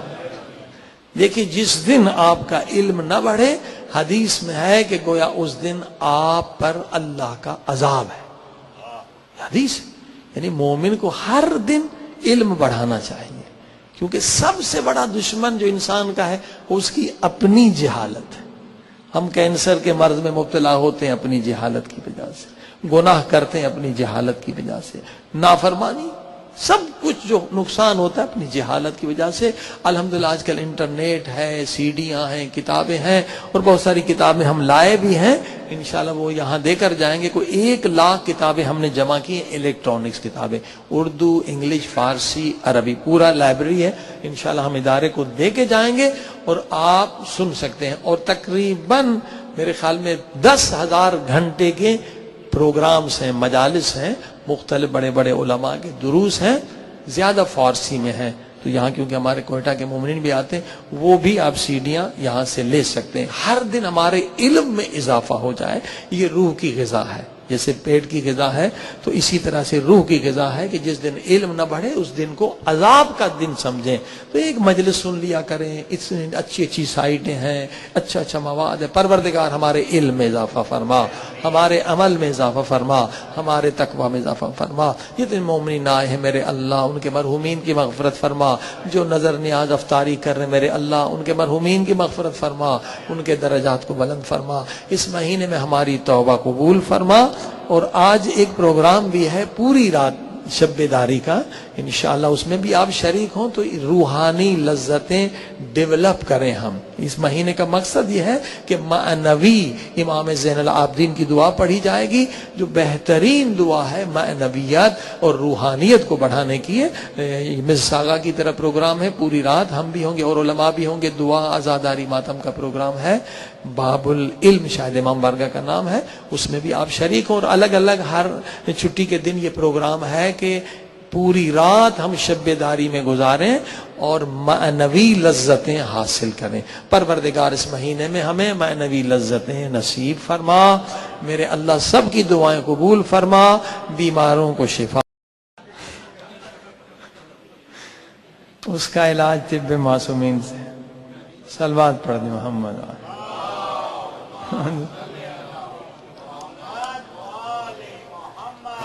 यहाँ सर्दी ज्यादा होती है, वहाँ कमर का दर्द भी ज्यादा होता है। कमर के दर्द के लिए सरकार इमाम अली रज़ा अलैहिस्सलातु वस्सलाम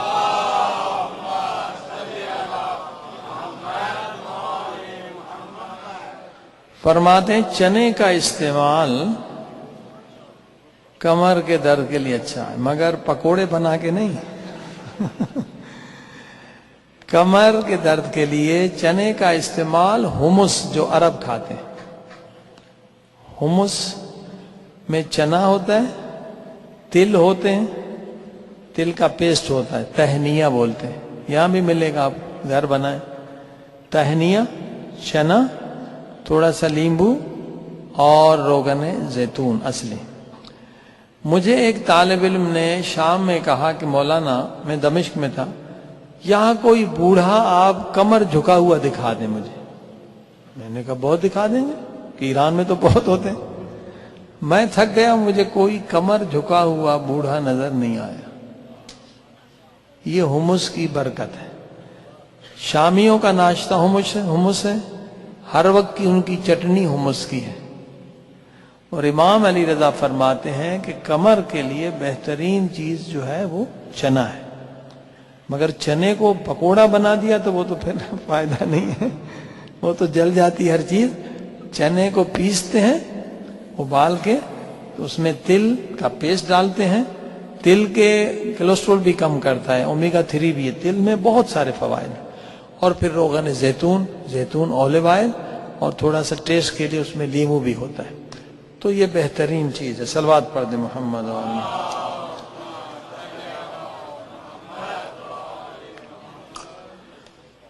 وضو کے بارے میں مختلف سوالات ہیں کہ نماز نافلہ ہے یا واجب ہے، تو ہم کیا کریں؟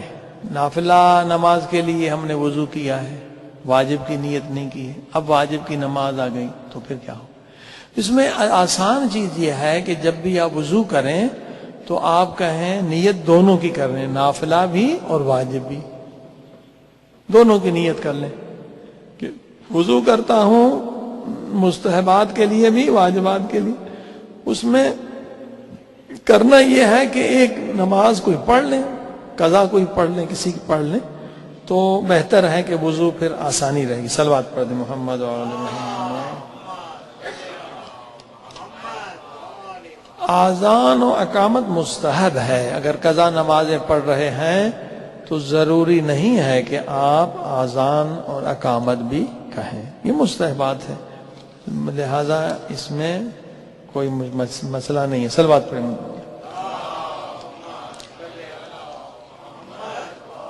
بچیوں کی شادی کے اچھے رشتے کس طرح سے آئیں، کوئی دعا بتائیے، اور خوبصورت کیسے بنے، دعا بتائیے. صلوات پڑھ دیں.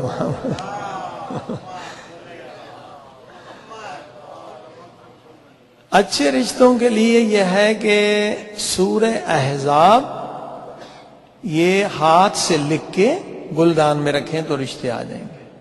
یہ آزمایا ہوا نسخہ ہے. ایک خاتون بیچاری 45 سال کی تھی، کہا مولانا مجھے تو کوئی رشتہ نہیں ملے گا. میں نے کہا ٹرائی کریں، یہ روایت ہے، اس میں کوئی حرج نہیں. اور ماشاءاللہ انہوں نے سورہ احزاب ہاتھ سے لکھی، اور میرے خیال میں 1 مہینے کے اندر ان کے پاس اچھے رشتے آنا شروع ہو گئے. تو یہ بہت اچھی چیز ہے. سورہ احزاب ہاتھ سے لکھیں، گلدان میں رکھیں تو اچھے رشتے آتے ہیں. ٹھیک ہے. اب خوبصورت بننے کے لیے کیا کریں؟ دیکھیے آپ کے بچے خوبصورت بن سکتے ہیں. اب آپ کو تو جو صورت ملی ہے وہی ہے، مگر روایتوں میں ہے کہ بچے جو ہیں آپ اپنے خوبصورت بنا سکتے ہیں. یہ حمل کے دوران بہت ساری چیزیں ہیں جو تاکید ہے، کھائیں بچہ خوبصورت بھی بنے گا، عقل مند بھی بنے گا.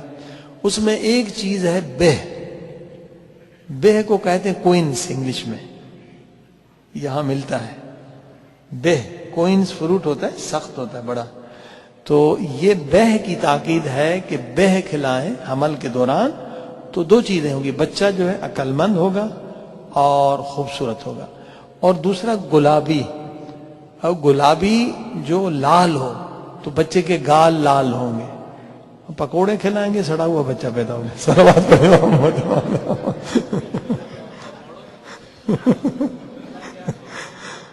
پکوڑوں کے پیچھے اس لیے ہیں کہ ہم لوگ افطار ہی پکوڑے اور سموسے سے کرتے ہیں.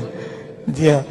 تو یہ اصل میں ٹرائیگلیسرائیڈ، اب لیور کی بیماری پاکستان میں تو بہت زیادہ ہو گئی ہے، کیونکہ وہاں پر تو آپ کو پتا ہے کہ جو پکوڑے بنانے والے بازار میں ہوتے ہیں وہ تیل پھینکتے نہیں ہیں.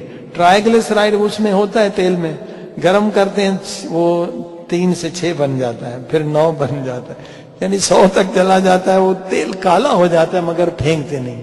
جانڈس سے لوگ بہت مر رہے ہیں، لیور کی بیماریوں سے بہت پاکستان میں لوگ مر رہے ہیں، اور یہ اصل میں یہی تلن ہے جس کا نقصانات.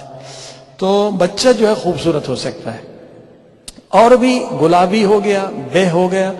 غذا جو ہے ماں کی جتنی اچھی ہوگی اور بچہ اتنا خوبصورت، ہیلدی، عقل مند پیدا ہوگا. البتہ دعائیں بھی ہیں، مفاتیح میں بہت ساری دعائیں ہیں، ان دعاؤں سے بھی بچہ جو ہے خوبصورت بن سکتا ہے. صلوات پڑھیں محمد والے.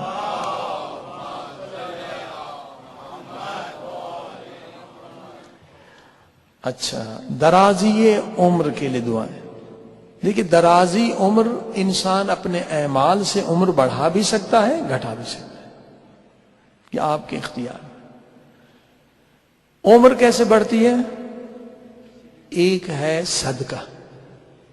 صدقہ دینے سے 70 بیماریاں ختم ہوتی ہیں، 70 حادثات سے انسان بچتا ہے. مثلا ایکسیڈنٹ ہونا ہے، آپ نے خواب دیکھ لیا ایکسیڈنٹ ہونا ہے. ایک ولی خدا تھے، مولانا تھے بہت بڑے، انہوں نے کہا میں نے خواب دیکھا کہ ایکسیڈنٹ ہونا ہے. میں جانا بھی تھا مجلس کے لیے، میں نے دیکھا کہ وہ جیپ جو ہے جس میں جانا ہے وہ الٹے گی ایکسیڈنٹ ہونا ہے. خواب دیکھا تھا، اور خواب جو سچ بولتے ہیں ان کے خواب سچے ہوتے ہیں، جو جھوٹ بولتے ہیں ان کے خواب بھی جھوٹے ہوتے ہیں. یہ ایک عارف باللہ تھے، ان کا مجھے یقین تھا ایکسیڈنٹ ہوگا تو مجھے جانا تو ہے مجلس میں، تو میں نے صدقہ دے دیا. اور بالکل ویسا ہی ہوا کہ ہماری جیپ نے کلٹیاں کھائیں، اور مجھے پرانا کمر میں درد تھا، وہ ڈسک کا، میری ڈسک سیدھی ہو گئی. صلوات پڑھنا.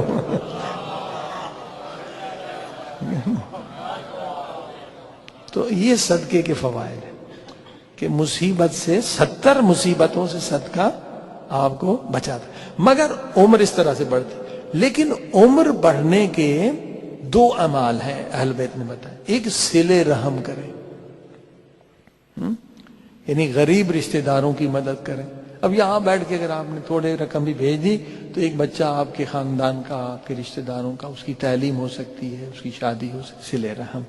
صلہ رحم سے 100% عمر بڑھتی. اور میں آپ کو 100 آدمی گنوا سکتا ہوں کہ جو صلہ رحم کرتے ہیں ان کی عمر 100 سے اوپر ہے. صلہ رحم ایک چیز ایسی ہے جس سے عمر بڑھتی. آپ کو بڑھانا ہے اپنے غریب رشتہ داروں کی، پہلے رشتہ دار ہیں پھر مومنین ہیں، ان کی مدد کریں. بلکہ آپ کو بتاؤں کہ یہ امریکہ میں تجربہ ہوا ہے. امریکہ کے ایک اسپتال میں 40 مریض تھے جن کے بچنے کی کوئی امید نہیں تھی. تو 20 مریضوں کے لیے افریقہ، انڈیا، غریب ملکوں میں ان کے لیے پیسے دیے گئے کہ ان کے لیے دعا کریں. سب بیماری، 20 کا کچھ نہیں ہوا، 40 لاعلاج مریض تھے، مرنا تھا انہیں. تو جن کے لیے دعائیں مانگی گئی وہ 10 سال زندہ رہے اور وہ 10 سال پہلے مر گئے. اب یہ تو پروف ہو گیا کہ یہ چیز ورک کرتی ہے، مگر کیسے ورک کرتی ہے یہ سائنس کی سمجھ میں ابھی نہیں آ رہی.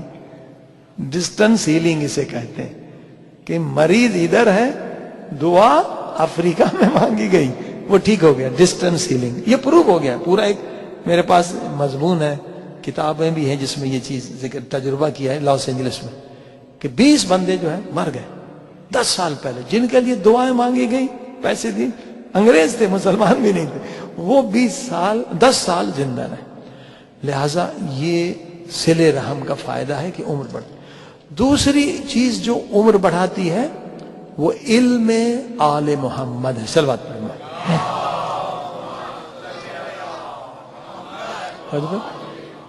یہ جو ابھی آپ بیٹھے ہوئے ہیں علم حاصل کرنے کے لیے، یہ آپ کی ایج عمر مائنس نہیں ہو رہی ہے، یہ فری میں. اور اس کے لیے ہمارے پاس بہت ساری حدیثیں ہیں، دلیل بھی. ایک نبی تھے، اس کے پاس ایک امتی تھا بیٹھا ہوا، تو ملک الموت انسانی شکل میں آئے، اسے گھور رہے تھے. وہ ڈر گئے تھے کہ یہ کون آدمی مجھے ڈر رہا ہے، انسانی شکل میں. بہرحال ملک الموت صاحب تھے، وہ گھبرا گئے. جب چلے گئے تو کہا یہ کون تھے؟ کہا نبی نے کہا یہ ملک الموت. کہا مجھے ہی گھور رہے تھے. کہا اس لیے کہ تیرے زندگی کا 1 دن رہ گیا. اب وہ رونا شروع کر دے. 1 دن، اب میں نے تو کچھ کیا ہی نہیں قبر کے لیے، آخرت کے لیے کچھ، میری عمر بڑھا دے. نہ توبہ کیا، اتنے سارے کام کرنے. تو اللہ کے نبی نے کہا کہ تم اگر عمر بڑھانی ہے جا کے علم دین حاصل کرو. تو اس نے کہا 1 دن میں کیا علم حاصل کروں گا؟ کہا جب تک پڑھتے رہو گے وہ ٹائم تمہاری عمر سے کٹے گا نہیں، اور وہ کئی سال زندہ رہے، دن ایک تھا مگر وہ پڑھتے رہے، لہذا وہ عمر اس کی بڑھتی چلی گئی۔ صلوات پڑھی محمد۔ لہذا جتنا بھی وقت علم میں قرآن و اہل بیت حاصل کرنے میں لگائیں گے، عمر آپ کی بڑھے گی۔ اور دلیل کیا ہے؟ آپ سارے مجتہدین کی عمریں دیکھ لیں، کوئی 90 سال سے کم ہے، سب اوور 90، آرام سے 100 110 تک چلے جاتے ہیں سارے ہمارے مجتہدین۔ ہاں، کوئی مجتہد بتائے جو چھوٹی عمر میں مر گیا، کیونکہ ان کا کام ہے پڑھنا اور پڑھانا۔ علم حاصل جتنا بھی آپ کریں گے اہل بیت کا، آپ کی عمر مائنس نہیں ہوگی، عمر بڑھے گی۔ ٹھیک، اب کیونکہ ایک آخری چیز رہ گئی ہے، جوڑوں کا درد۔ صلوات پڑھی محمد۔ یہ بھی زیادہ ہے یہاں، گھٹنوں اور جوڑوں کا درد، طب معصومین میں اس کا کیا علاج ہے؟ دیکھیے امام جعفر صادق علیہ السلام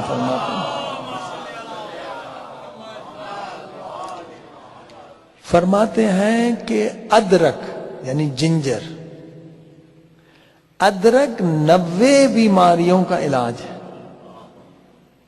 دیکھا آپ نے، ادرک 90 بیماریوں کا علاج ہے۔ ادرک کے بہت فوائد۔ ابھی ہم ہانگ کانگ سے آ رہے ہیں، انہوں نے ایک ادرک نکالا ہے، وہ بغیر دھاگے کے، جیسے کھاتے ہیں نا دھاگے دھاگے آتے، بالکل ہم نے اتنا بڑا ادرک سلاد کی طرح کھا لیا، بہت ٹیسٹی بھی ہے، یہاں بھی شاید آ جائے، چینیوں نے بنایا، بہت ٹیسٹی اور فائدہ بھی اس کا بہت۔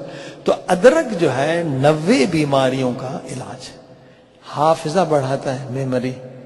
صبح کو، یہ بھی روایت ہے طب معصومین سے، اگر حافظہ بڑھانا ہے تو صبح صبح ادرک پیس کے شہد کے ساتھ لیں، عادت ڈالیں، تو یہ آپ کا حافظہ بڑھا دے گا، سرکیولیشن۔ اور بڑھاپے میں جو بیماری ہوتی ہے، گلینڈ بڑھ جاتے ہیں، ٹھیک ہے، پیشاب بند ہو جاتا ہے، قطرہ قطرہ آتا ہے، تو اس گلینڈ کو ختم کرنے کے لیے بھی ایک چیز ادرک کے اندر موجود ہے۔ تو ادرک 90 بیماریوں کا علاج ہے، ٹھیک ہے۔ اب ہمارے ایک دوست تھے مڈغاسکر میں، گھٹنوں کے درد کی وجہ سے ایک مرتبہ پیرس میں آپریشن کرایا، ایک مرتبہ لندن میں، مگر وہ درد ختم نہیں۔ انہیں نسخہ مل گیا یہی کہ پانی گرم کریں، ادرک کا جوس نکالیں، 1 چمچ بڑا ادرک کا ڈال دیں، اور ہنی اور لیمن، 8 گھنٹے پر، چائے کی جگہ پر، چائے نہیں ڈالیں۔ کہتے ہیں کہ مولانا اس کے بعد تکلیف بالکل ختم ہو گئی۔ ادرک کی چائے تو بازار میں بھی مل رہی ہے، مگر خود بنائیں گے تو زیادہ ٹیسٹ بھی اچھا ہوگا۔ یعنی جوس نکالیں اس کا، 1 چمچ ڈال دیں، اور لیمن اور ہنی، تو حافظہ بھی بڑھے گا، ہاضمہ بھی ہوگا، اور یہ گھٹنے کی بیماری آپ کو کبھی نہیں لگے گی۔ لیکن گھٹنے کی بیماری کا ریزن لوگ کہتے ہیں سردی ہے، یا اکثر کرسیوں پہ نماز پڑھتے ہیں۔ میں نے کبھی اگر سردی ریزن ہے تو میں بلتستان گیا ہوں، وہاں بھی -40 ہے، کوئی کرسی پہ نماز نہیں پڑھتا۔ ہاں جی، اگر سردی، وہاں تو انتظام ہی نہیں ہے، یہاں آپ کے یہاں ہیٹنگ ہے، یہ ہے۔ میں نے ایک مومن کو بلتستان گلگت میں کرسی پہ نماز پڑھتے ہوئے نہیں دیکھا، وہاں بھی -40 جاتا ہے۔ یہ گھٹنے کی بیماری آپ کو گوشت سے لگتی ہے۔ گوشت جو بھی آپ کھاتے ہیں وہ استبرا کے بغیر کھاتے ہیں۔ گوشت کو خون، اس کو جو ڈائٹ دیتے ہیں بڑھانے کے لیے، مرغی کا ہو یا اس کی جو غذا ہے، اس میں خون ملاتے ہیں، حرام ملاتے ہیں، کچرا ملاتے ہیں، کبھی سور کی ہڈیاں ملاتے۔ میڈ کاؤ ڈیزیز اسی سے ہوئی تھی، کتنے لوگ مر گئے تھے کہ اس کو گائے کو کھلا رہے تھے کریش کر کے ہڈیاں، بونز پگ کے۔ یہ جو مرغیوں کو کھلاتے اس میں خون ملاتے ہیں۔ تو جو بھی حیوان حلال بھی اگر حرام کھا لے، اس کا استبرا ہے۔ آپ کوئی بھی گوشت استبرا والا نہیں کھاتے، مگر یہ کہ آپ خود بزنس شروع کریں۔ ہم نے کچھ کسائی اپنے ہاں بنا لی ہے، وہ خود یہ کاروبار کرتے ہیں، تو ایسا ہے کہ استبرا بھی ہو جاتا ہے، شیورٹی بھی ہوتی ہے، حلال بھی ہوتا ہے۔ تو استبرا کیا ہے؟ مرغی کا استبرا آسان ہے کہ مرغی کو آپ 3 یا 4 دن صرف حلال دانہ پاک کھلائیں، کوئی خون وون وغیرہ نہ ہو، پھر وہ استبرا اس کا ہو گیا۔ بکرے کا زیادہ ہے، کسی کا 5 دن ہے، کسی کا 6 ہے، کسی کا 7 ہے، اونٹ کا بہت زیادہ ہے، یہ استبرا ہے۔ तो आप जो गोश्त खाते हैं वो मकरू खाते हैं, तो मकरू का नुकसान अल्लाह को नहीं होता, हमें ही होता है। मकरू खाएंगे तो ये घुटने का दर्द रहेगा, इसलिए अपने कसाई बनाए। खुद इमाम बारगाह में एक सिस्टम हो, मुर्गी खाने बनाए, बकरे खाने बनाए।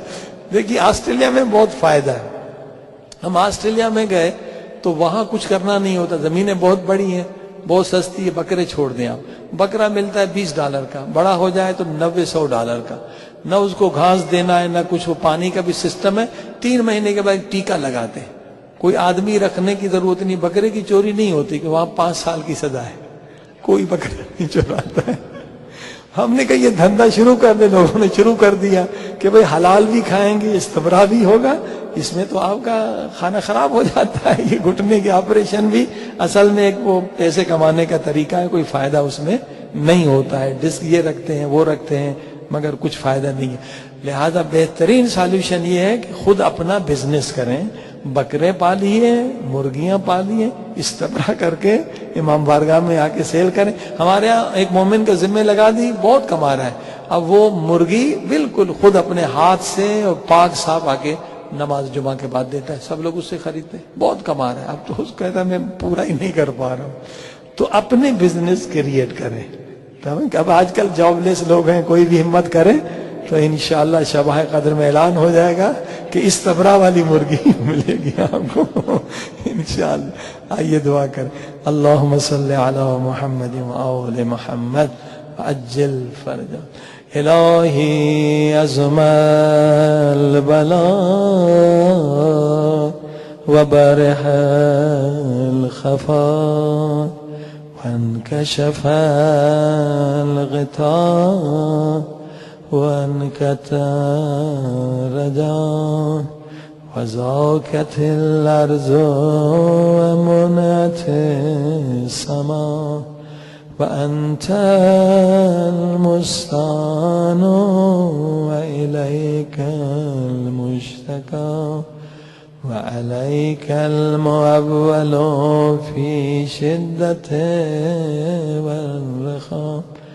अल्लाहुम्मा सल्लि अला मुहम्मद व आले मुहम्मद उलिल अम्रिल्लज़ीना फ़रज़्ता अलैना ताअतहुम व अर्रफ़तना बिज़ालिका मंज़िलतहुम फ़फ़र्रिज अन्ना बिहक़्क़िहिम फ़रजन आजिलन क़रीबा कलम्हिल बसर औ हुवा अक़रब। या मुहम्मद या अली या अली या मुहम्मद या मुहम्मद या अली या अली या मुहम्मद। इक्फ़ियानी फ़इन्नकुमा काफ़ियान वंसुरानी फ़इन्नकुमा नासिरा। या मौलाना या साहिब ज़मान या मौलाना या साहिब ज़मान या मौलाना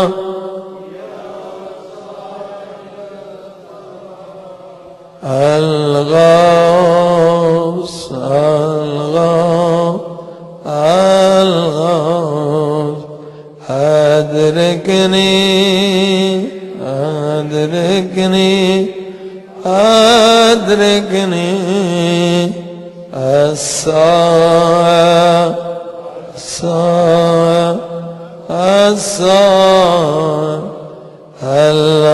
अल-अजल अल-अजल या अरहम حق محمد و آله الطاهرین. سلام.